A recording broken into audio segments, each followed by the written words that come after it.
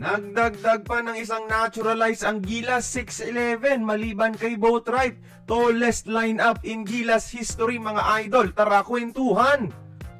Humarap na sa Kongreso ang Gilas Pilipinas kasama si 6'10 Benny Boatwright para ituloy ang naturalization process. At may pasabog ang SBP dahil hindi lang si Benny ang ina-naturalize. Kasama pala ang 6'11 African center na si Malik Diouf mga idol at ang isang women's team player. Pero balik tayo kay Diouf. Si Malik ang foreign player ng UP sa UAAP noon na naging MVP pa sa pinakasikat na collegiate league sa Pilipinas. Sa taas na 6'11 mga idol, rival ni Malik si Kwame noong college at mas nalalamangan na si Ange sa puntos, defense at rebounding mga idol. Mala DeAndre Ayton ang laro nito without a perimeter game. Pero alam nyo ba, initially walang kinalaman sa Gilas ang naturalization ni Malik Diouf. Gusto niya lang maging Pinoy dahil mahal niya ang bansa. At tinake advantage na lang ito ng SBP. Bakit nga ba hindi, diba? At dahil dito mga idol, magkakaroon na tayo ng tallest lineup natin sa Gilas history.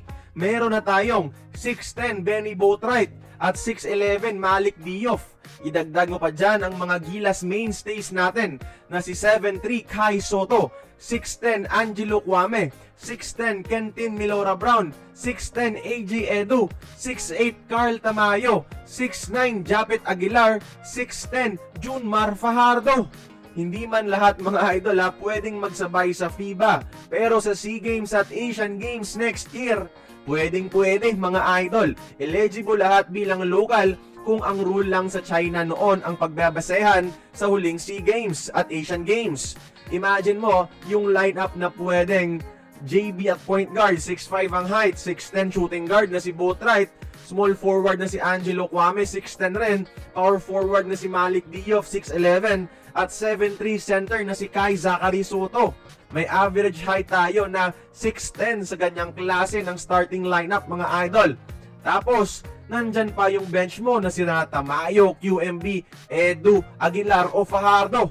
Napakalakas talaga at napakatangkad.